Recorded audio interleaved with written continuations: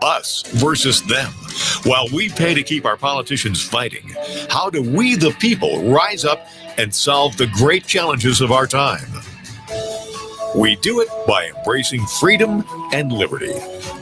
There may be no such thing as a free lunch, but this hour is as close as it gets. Welcome to A Free Solution. All right, everyone. Welcome to A Free Solution. I'm Kevin Wilson, your host for today. Thank you so much for joining us. Appreciate y'all being here. We're live on WYSL until 1 p.m. So that means that you, the listener, can give us a call. Participate in the discussion. 585-346-3000. It's 585-346-3000. Or leave your comments online, too. We're live on the Free Solution Facebook page, the Free Solution YouTube channel, the Andrew Hollister pages and YouTube channel, and the Kevin Wilson pages. Wherever you're listening today, you just got to leave your comment there. And if it's a good one, maybe we'll read it on air and discuss it. Or maybe if it's a bad one, we'll read it. Or maybe, I will. Yeah, I'll make fun of you. And I might do that. I have totally made fun of people before, but mostly when someone like Tim O'Connor comments, that guy, he's a troublemaker. What do we do with him? He's probably listening right now. That's the only reason why I'm teasing him. So thanks again for joining us. Oh, also shout out down the line to our friends over at WACK out in New York too. Appreciate y'all listening as well. So we got a few different topics for today's show too. I think we're going to start off with the parole reform stuff, the Less is More Act. We may talk about the photos coming out from the border as well. And then an interesting thing about dirt bikes that's been going around in libertarian circles too. We've talked about it on the show previously, but I thought it might be worth revisiting now. And I haven't discussed it with Andrew. I discussed the dirt bike issue with Jose Peo about 4 or 5 months ago now. So maybe we'll revisit that. But first, let's talk about the parole reform stuff, because that's making a bunch of news in the Rochester area because there's an incident that happened last night / this morning where a person who was out on parole, who had at one point in time apparently violated that parole and been detained for it, but was also a murder suspect. Yeah, suspect trial. I don't know if it's person of interest at this point, but it seems like he was a suspect in the murder case. They're about to bring charges against him, and then for some reason, the Monroe County Jail released him, and then they ended up picking him back up like immediately after. So it sounds like there's some confusion going on there, but I know a lot of folks have been like, "Oh my goodness, like this is like why we can't do any parole reform stuff." I mean, to me, it sounds like a weird miscommunication. Like I think a lot of people in our community are definitely going to have questions for the county jail. Does this apply to people who are under like these sorts of investigations? How does the previous bail reform law like fit into this type of stuff? Well, Andrew, I'll give you a chance to speak to, or I can explain the situation further. I've been talking the whole time. No, that's fine. But, yeah, it's very interesting because the first thing that was going through my head as I was reading through this is, man, I bet whoever signed that paperwork for that release this morning is really wishing their name wasn't on that paper. And the reason isn't necessarily, I don't know that they technically did anything wrong in terms of like legally speaking right now. But it is a little questionable. It seems that there wasn't communication between law enforcement that this was happening. Does this new law, it wasn't supposed to go into effect until March, but then Governor Hochul essentially used executive power to force it to happen much earlier. And we can talk about the reasons that she said that she did that. Was that meant to do this? I think so. I think that what happened is what was expected in terms of from Albany. Obviously, in terms of people's reactions, it's a little different. Yeah, right. All right. So, and backing up a little bit too, I want to explain what briefly at the super high level what the Less is More Act, and then the executive order, and then we'll go into like this local instance, but the less is more act basically says that people who are out on parole aren't going to go back to jail for technical violations of that parole, right? So if someone's out on parole and they go and commit another crime, so they go steal, they go hurt someone, they go do whatever, they will still go back to jail. That's a violation of parole that they can be sent back to jail for. But a technical violation is like they miss some appointments or they don't exactly, they don't do their work stuff correctly.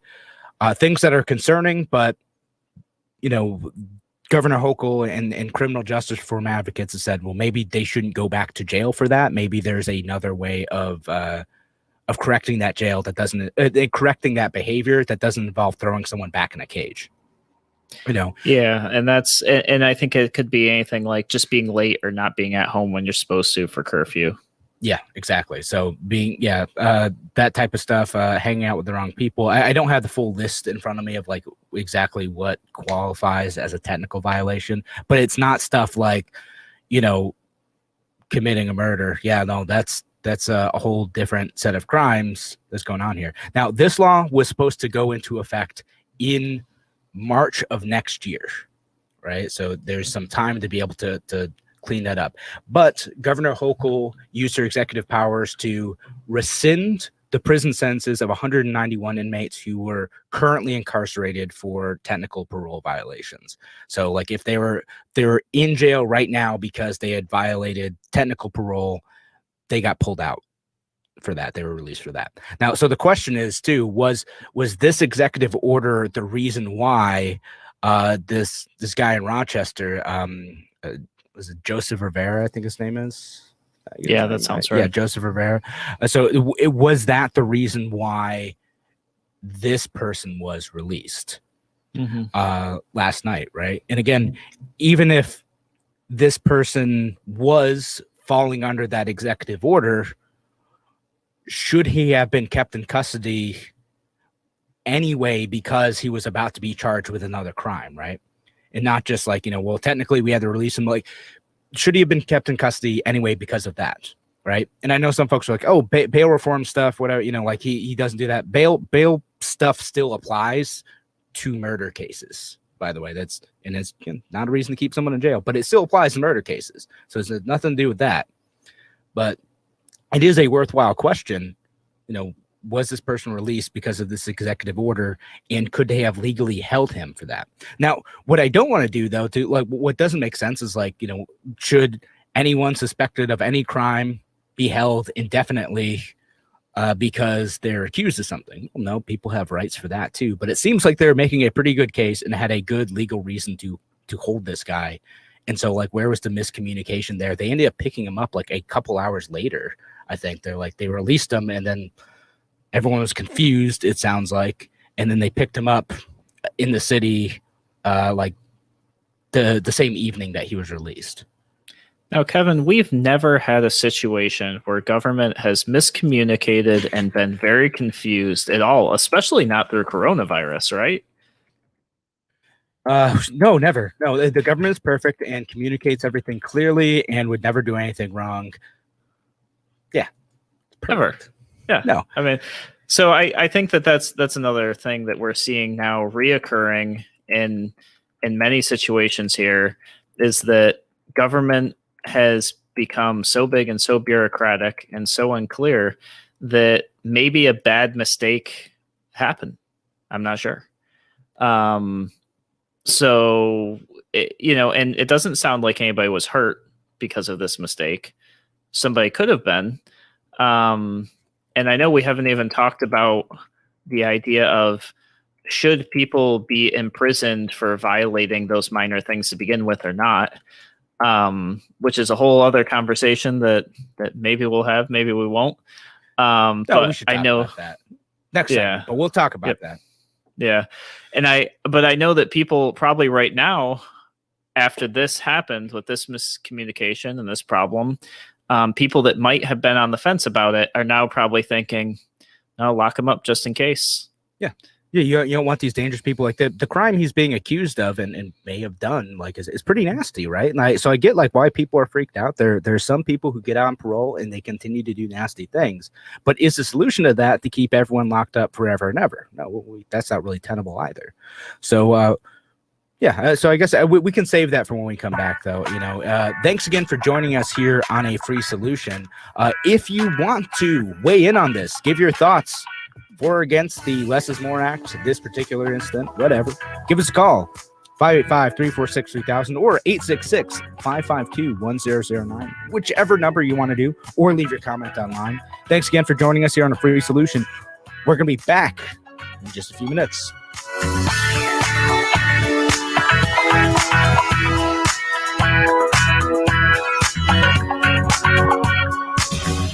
Your business relies on computers and technology to operate. Slow, unreliable networks and servers can cause unplanned downtime and affect your bottom line. The experts at Simple Tech Innovations are here to help. Their preventative maintenance program ensures that your computers and network are kept up to date and monitored for any issues, keeping your business running smoothly. They also help clients achieve HIPAA, PCI, and New York State cybersecurity compliance to keep your network safe and secure. Whatever your business IT needs are, Simple Tech Innovations should be your first call. They've won the Best in Rochester 8 years in a row and have an A+ Better Business Bureau rating. Call them today for a free consultation at 585-200-3182. That's 585-200-3182. Simple Tech Innovations.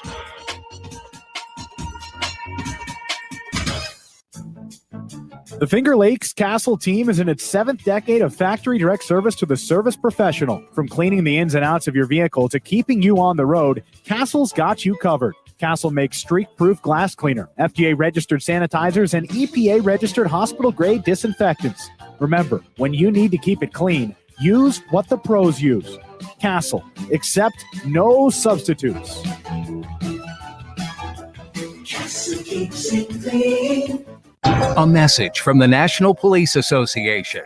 It used to be that any able-bodied person would offer to assist a police officer in danger. Now, passers-by are more likely to take a video. There's a better use for your phone when an officer's in trouble. Call 911. Tell the operator where you are and what you see. Then, start your video to provide evidence later. To learn more about how you can assist law enforcement, visit nationalpolice.org. That's nationalpolice.org. Why do businesses choose to move their website from Wix and Squarespace to Simple Tech Innovations? Maybe it's their excellent customer service or attention to detail. Maybe it's their ability to give a truly customized solution. Or perhaps they just like the fact that Simple Tech is a local small business that builds great relationships with its clients. Whatever the reason may be, you can rest assured knowing that the local team at Simple Tech has your best interest in mind when building or updating your website. They're hands-on and love helping customers achieve their goals. But don't take my word for it. They've won the Best in Rochester 8 years in a row and have an A+ Better Business Bureau rating. If your website doesn't match your dreams or isn't achieving your goals, give the professionals at Simple Tech Innovations a call today for a consultation at 585-200-3182. That's 585-200-3182. Simple Tech Innovations. A free solution. Welcome back to A Free Solution. I'm Kevin Wilson, your host for today. Thanks again for joining us live here on WYSL. So give us a call if you want to weigh in on this, 866-552-1009. That's 866-552-1009 or 585-346-3000. Got two numbers. You can call either one. Leave your comments online too. If they're good, we'll read them out on the air. So we're talking about the Less is More Act. We're talking about parole reform. Again, I read this release. It seems odd to me. I think the next question everyone has to ask is was this person actually released as a result of an executive order? If they weren't released as an result of an executive order, why did the jail let Joseph Rivera go? And then why did the Rochester Police Department send out a press release? If none of this is true, why did they send out a press release saying that this law was what resulted in the release of this person. Are they spreading misinformation here? And so I don't know that for sure. I just something seems a bit odd about this whole story. And before people freak out and panic, I think we need to like look into what actually happened, because again, what we're interested in this show, and I'm sure Andrew agrees, we're a free solution. We want to think about solutions that make sure we deliver justice and community safety, and also like respect the rights and liberties of people here. So, to that end, we want to think about this stuff and the consequence of the actions of these laws. So, I mean, Andrew, do you have any initial thoughts on the law itself, and how we might think about this in terms of the individual liberty and freedom? Well, maybe not on the note of individual liberty and freedom, but first things first, we got to stop naming laws with catchy marketing terms and things like that. We've got laws like the SAFE Act. We've got just so many different laws, Patriot Act, that have these names that want to, they're designed to entice the public to feel good and warm and fuzzy about these laws. I don't think that's a purpose of government. I think that's the first thing we should look at is stop that.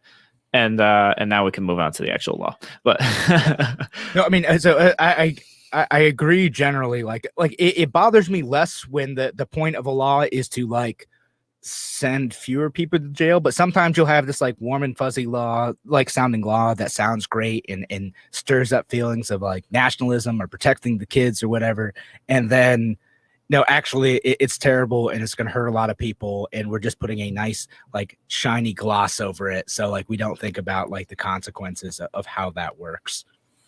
Yeah, and I would say even if it is a law that's preventing people from going to jail unnecessarily, call it Senate bill, whatever. I don't think that politicians should be able to assign marketing to any law, even if it's a good one. I think we should. I don't know. So like part of me is like the marketer is me is like, no, you got to spin it. There's no other way to do this. Like you got to sell this product because that's what it is. But yeah, like the other part of me is just like, would we get better analysis? Like, would people look at stuff more objectively if we didn't have like the catchy branded names for these laws? Like, would people like look at like, oh well, like here's what this law actually does, and here's the actual consequences of it? Probably not. Yeah. Like I don't think they would, but yeah, no, for sure. I mean, I still meet people that think that the SAFE Act has to do with children wearing seatbelts. So, just to throw that out there, I'm sure a lot of people think the Less is More Act is probably a carbon footprint issue or something. But I hate to do a poll on that. Yeah. Let's do a Mike Dicer poll with that. So, in terms of the law, I have not read it in its entirety. I've done some research, read a couple articles. In general, I would say that if somebody is not committing an actual crime, they shouldn't be in jail. Now, and that's a very broad speaking situation, and somebody's for sure going to say, well, Andrew, what about XYZ situation? And come up with some sort of extreme situation where maybe that's not the case. But I think that coming back to humanity and government and its purpose and individual liberty, if you're not committing a crime, you probably shouldn't be in jail. Now, maybe you're suspected of a crime and there's enough evidence to justify you being held.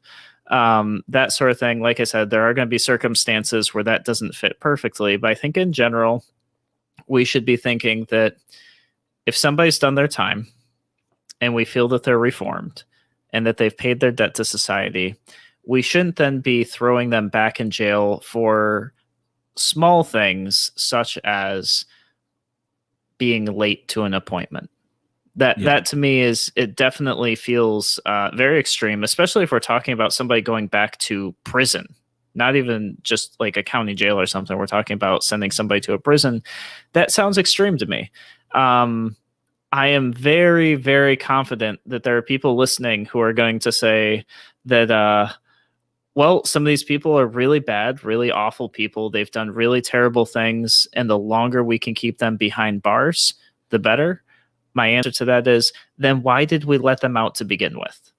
If they are not reformed, if they are bad, terrible people, we should be adjusting our criminal justice system to make sure people that aren't safe to be in our communities are a part of actual reform, not just jail time, to help them become reformed and integrate into society in a safe way. Yeah. And when I'm thinking about that stuff too, again, we can't apply the logic of, well, someone might hurt someone else in the future, maybe. So like we have to keep them locked up forever. Like, Andrew, you may hurt someone one day. I don't know. Should I put you in jail right now? Should we put you in jail?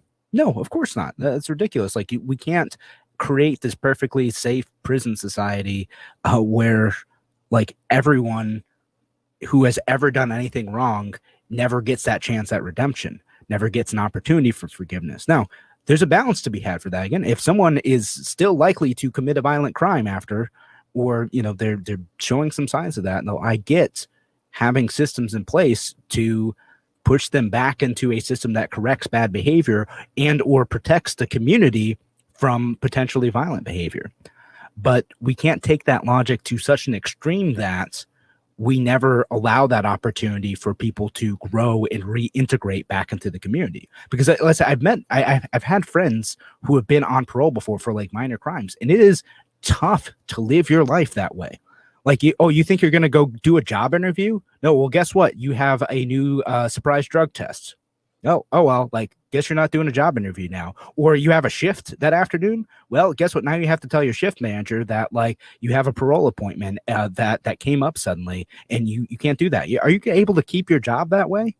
It's like, it is tough being in that system. And I get that we want to make sure that the people who are out on parole aren't getting into any trouble, but also we make it impossible for a lot of those folks who have good intentions, who want the ability to like lead a normal life where they're not hurting anybody again. It makes it very difficult for them to do that. And when you slip up a couple times, you get caught with the wrong person, or you're out too late or whatever, like there should be some level of grace for that. Again, someone who's out going like hurting people, taking their stuff, that's different. Maybe those folks need to get detained again, but there should be some grace involved in that. And maybe there could be a rubric system that's very clear. If you have somebody who's a repeat offender multiple times, and they're just now taking advantage of the system, that's one thing. But I think in general, we should be a little more flexible, especially if, and this could be a part of that rubric system, if that person is making the concerted effort to integrate into society. You could take into consideration things like, are they holding a steady job?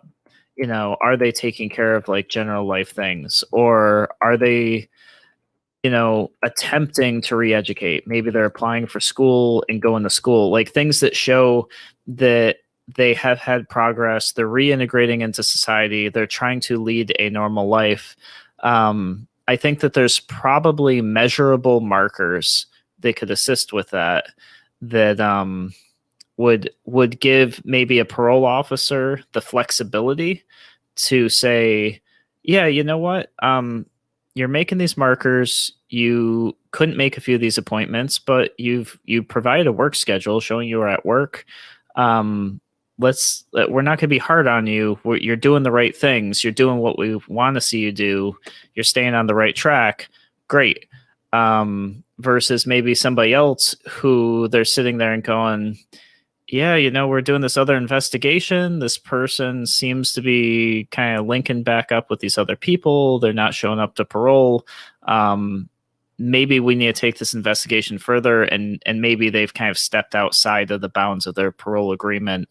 I think that there's a way to balance things and allow for some, like you said, some grace, some kindness, some reintegration into society. Yeah. All right. So again, if you want to weigh in on this topic, we would love to hear from you, especially if you work within the system. We'd love to hear from you. Give us a call. 585-346-3000. That's 585-346-3000. We're going to be back with more on A Free Solution in a few minutes.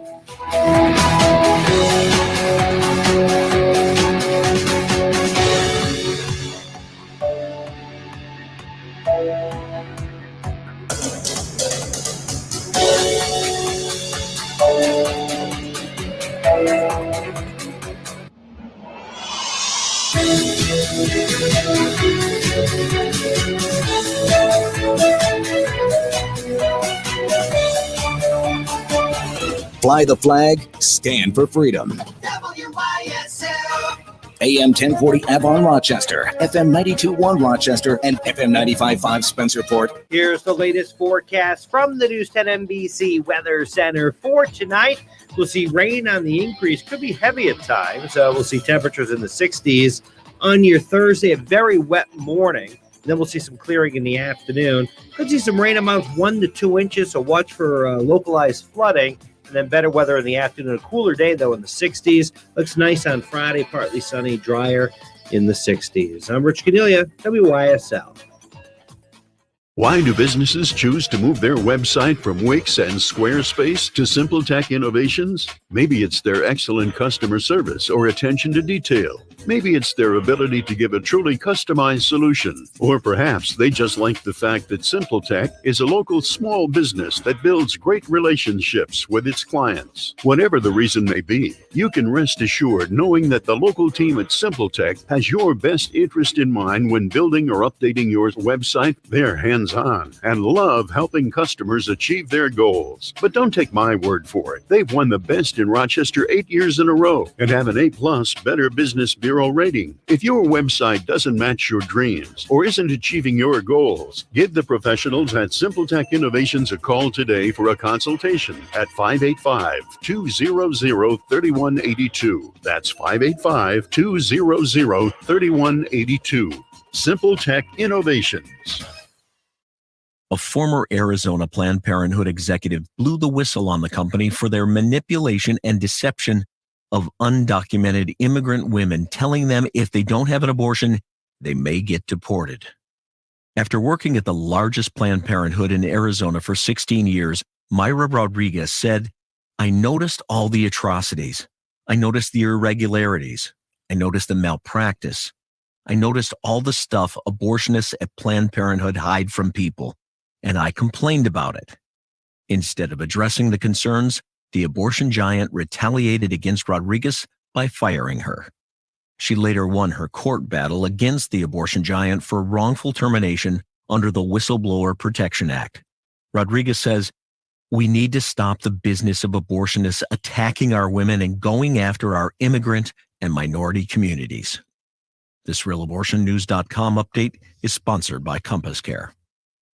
Forget the fluff and silly stuff. Get the facts right now. Only on News 1040 AM. Your family is growing, and it's time for a new home. Why buy a used house with someone else's style when you can afford a new Faber home, built to suit your taste and your needs? Start fresh, build new with Faber. Faber Homes can customize your home to meet your wishes and dreams. Faber Homes is now building in 6 locations. Visit the Faber Homes website at faberhomes.com and find the plan of your dreams or a quick deliver home.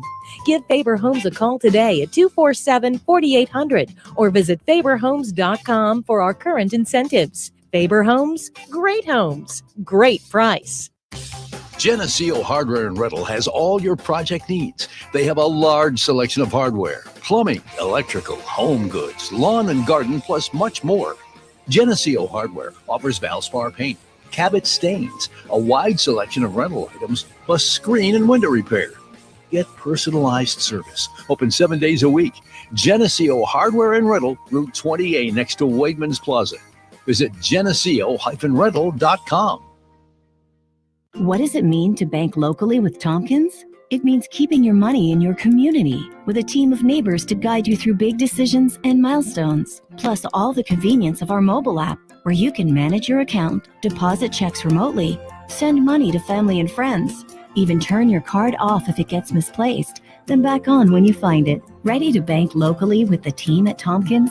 Visit Tompkins Bank of Castile online or at a branch to get started. Member FDIC, Equal Housing Lender. With disastrous changes in Washington, corporate media that's captive to government, and increasing censorship of news and social media, it's important to preserve freedom of speech and truth. Whether it's related to endless COVID mandates, Albany corruption, or city violence, please use the WYSL stations to advertise and grow your business, professional practice, or organization. Help us continue to entertain and inform you, and stand up to authoritarianism, lies, and bullying. And thanks in advance for your support. From the WYSL stations, the voice of liberty. Call 346-3000 to advertise.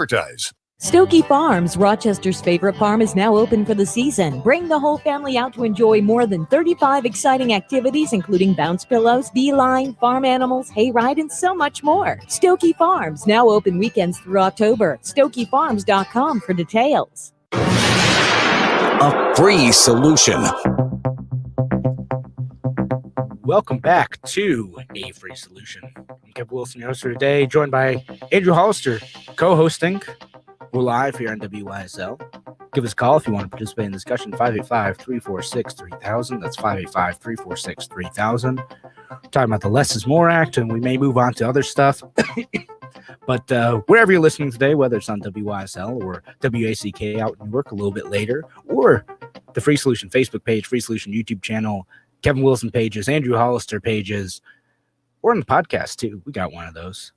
Wherever you are, appreciate y'all being here. And I just wanted to get in a couple other pieces of information I was able to look at over the break too. One is that apparently 17 people were released from jail, and I just want to give some context to the situation in Monroe County specifically. Apparently there's a few people who had outstanding charges against them, so they are remaining held. So like they did have the ability to hold people who had like other charges against them. And then there are 22 warrants that they ended up lifting because of this law, apparently. But again, I am not entirely clear if that was specific to an executive order or they thought that they were following the law now or what. And then I'll read off, like, just to give the other side of this, a statement from the president of the Monroe County Police Chiefs Association, James Van Burrode, I think his name is.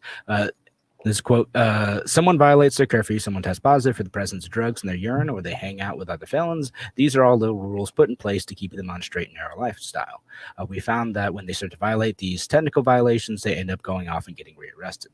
So you got the other perspective now. That's the other side of this, is that these are early warning signs that someone might be about to commit another crime. Listen, I'm skeptical of that. I'm skeptical of this whole thing, the release from the RPD. I generally tend to fall on the side of we probably should limit putting people in cages wherever we can, unless it is 100% absolutely necessary for the safety of community. And other than that, like I prefer people be free and given the opportunity to reintegrate into the community. But it sounds like we have a caller on the line. John from Rochester. John, what's on your mind? Hey, guys.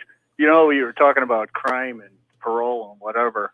Since they passed the Bail Reform Act, I have a downtown office building, and our calls to 911 have tripled.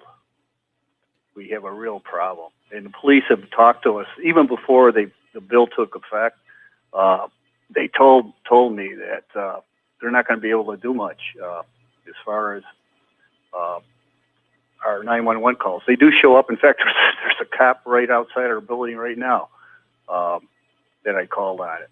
But what they do, they show up and they shoo the guys away, and then they keep coming back. But you know, I was listening to a show on WXXI, and it's WXXI in NPR is very biased to the left, and they had a panel. This goes back last year about there's too many people jailed in the United States, and at the same time they say the crime is down by X percent, and it's like a oxymoron.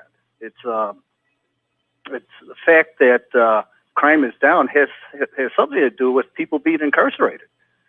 So I thought that was pretty funny. But the thing the police have been demonized for the last couple of years, big time, with this Black Lives Matter stuff.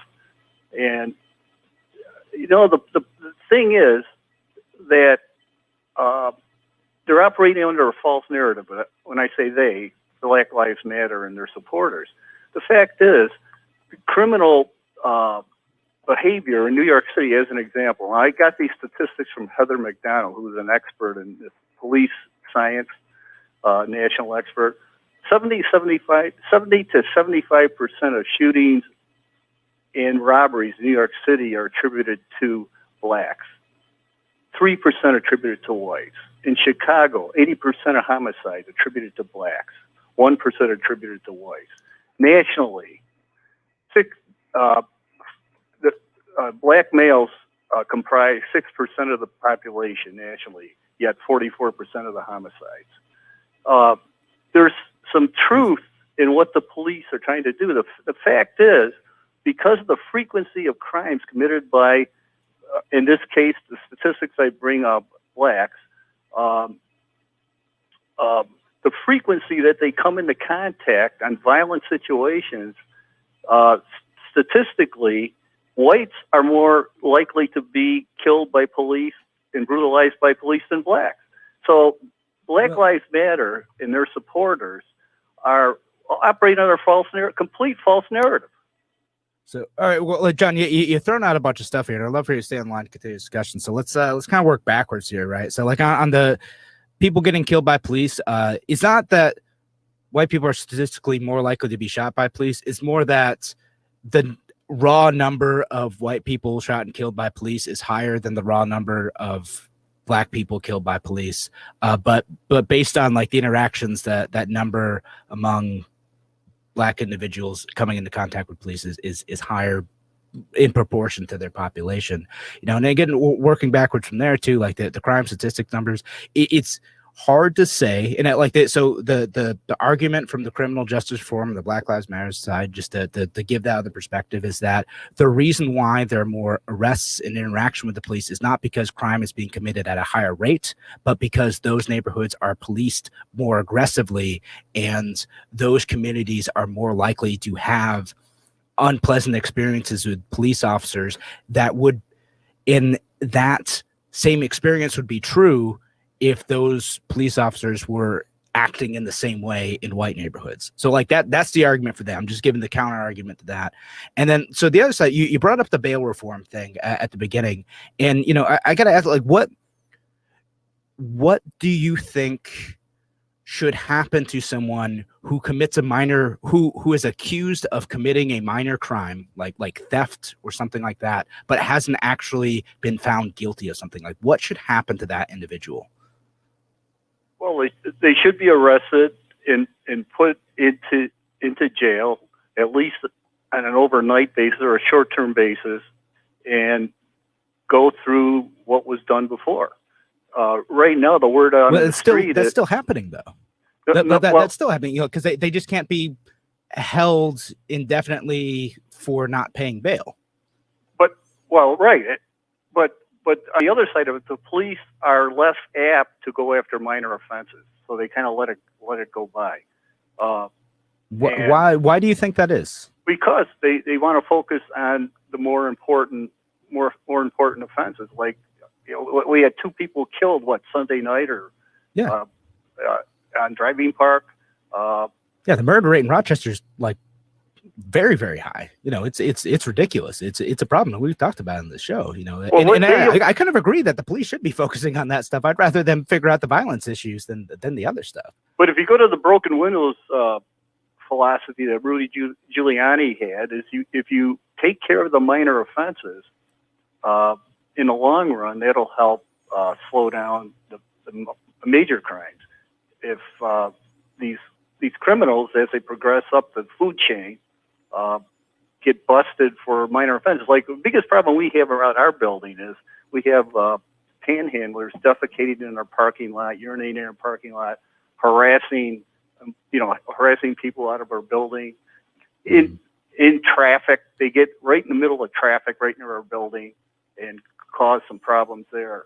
And the police have told me before the Bail Reform Act took effect, they said, once this happens, we're not going to be able to, in the past, they were able to put them in a patrol car, take them downtown, and have charges brought against them. What now they tell me that the judges are letting these guys go a lot quicker and discouraging the police from enforcing, the traffic law, for instance.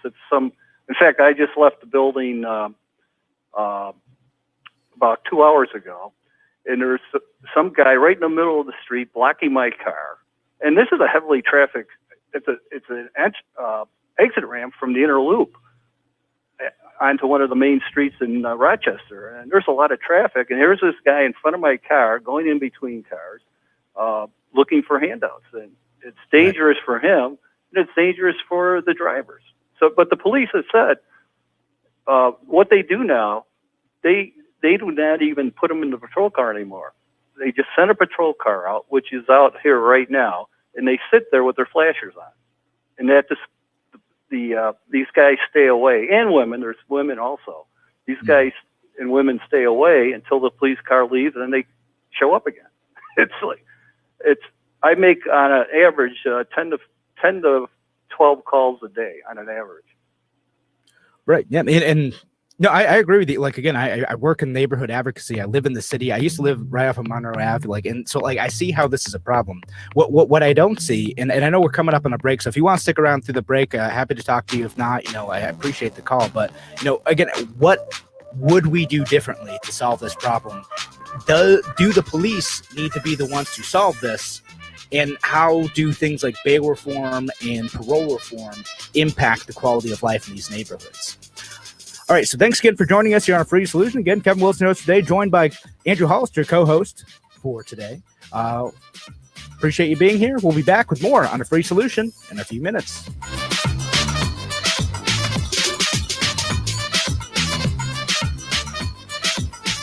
Why do businesses choose to move their website from Wix and Squarespace to SimpleTech Innovations? Maybe it's their excellent customer service or attention to detail. Maybe it's their ability to give a truly customized solution. Or perhaps they just like the fact that SimpleTech is a local small business that builds great relationships with its clients. Whatever the reason may be, you can rest assured knowing that the local team at SimpleTech has your best interest in mind when building or updating your website. They're hands-on and love helping customers achieve their goals. But don't take my word for it. They've won the best in Rochester 8 years in a row and have an A+ Better Business Bureau rating. If your website doesn't match your dreams or isn't achieving your goals, give the professionals at SimpleTech Innovations a call today for a consultation at 585-200-3182. That's 585-200-3182. SimpleTech Innovations. Hi, my name is Ryan Bourne. And I'm Danica Bourne. And we're the owners of South Coast Tax. We would like to thank our Lord for protecting us from evil. Psalm 91 states, "He is my refuge and my fortress, for he will rescue us from every trap and protect us from deadly disease." South Coast Tax are Christian-based tax accountants and attorneys who specialize in releasing bank levies, wage garnishments, and filing complex tax returns. We are the leaders in acceptance of offers and compromise with awesome results. We are also a small firm who will treat you like family and not just a number. Call us today at 1-800-TAX-1176 for a free consultation, and we'll take the time to explain all of the programs that you qualify for in order to allow you a fresh start. In John 8:36, so if the Son sets you free, you will be free indeed. And one way we can achieve that is by being debt-free. So let us help you today. Call us at 1-800-TAX-1176, and together we can help achieve this goal by putting the IRS tax debt behind you for good. Again, that number is 1-800-TAX-1176. Your business relies on computers and technology to operate. Slow, unreliable networks and servers can cause unplanned downtime and affect your bottom line. The experts at SimpleTech Innovations are here to help. Their preventative maintenance program ensures that your computers and network are kept up to date and monitored for any issues, keeping your business running smoothly. They also help clients achieve HIPAA, PCI, and New York State cybersecurity compliance to keep your network safe and secure. Whatever your business IT needs are, Simple Tech Innovation should be your first call. They've won the best in Rochester 8 years in a row and have an A-plus Better Business Bureau rating. Call them today for a free consultation at 585-200-3182. That's 585-200-3182. Simple Tech Innovations.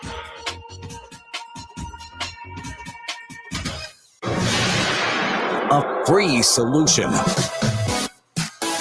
All right, welcome back to A Free Solution. Kim Wilson, your host today, joined by co-host Andrew Hollister. We also still got John from Rochester on the line too. We're talking about the criminal justice reform, parole reform, bail reform, all that stuff. And just a couple quick things to mention before we jump back into the conversation too is, I know John had mentioned like stuff about crime going down from the 90s, and part of that reason why might be the higher incarceration rates. We're jailing way more people post 1990 tough on crime laws than we were from them. And then that's one theory about it. Like I posted a link to an interesting podcast from Freakonomics to analyze this. So that's one theory. The other theory is we don't have as much lead in gasoline and other things, so people have better impulse control. So that's part of the reason why crime may have went down. The other one's just like economic issues. And then also they theorize like better access to abortion may have caused that. Not rendering any judgment on that. Just listen to that podcast if you're interested in jumping down that rabbit hole. But Andrea, I wanted to give you another chance to kick off the conversation too. We kind of left you out of that whole thing. Let's continue this discussion. Andrea, what are your thoughts on this, and where do we go from here? No, absolutely. So one thing I do know, especially in conversations I have with law enforcement, is that crime is up all over the place. And it's not just in Rochester. It's not just New York State. It's across the country. Some of that may have to do with COVID and people being stuck in their homes. People, to be honest, being stuck in their homes with maybe way more money and government assistance than they've ever had before. And now they can go out, have fun, cause trouble. And not to say that that's people's default, but there have been some trends showing that, unfortunately. Certainly not everybody, but across the nation, you're definitely seeing crime going up. And there's a ton of theories as to why that is too. People just, so many different reasons, good reasons, bad reasons. It's across the board there. But I would say as somebody who's lived in Rochester my whole life, the last few years definitely feel like crime has been up, but it's been up before bail reform happened, and it was already on an upward trend. So the question is certainly, did bail reform help keep it on that trend? Did it increase it? Did it stay the same? Did that change? I don't have those numbers. I don't know that bail reform itself made that change. Were there some people that would have been held longer that aren't now and would have been on the streets for less time? Yeah, that's true. I mean, there are certainly stories of people who are what you call like a frequent flyer that would have been held just because that system existed and allowed for that. That doesn't necessarily make it right.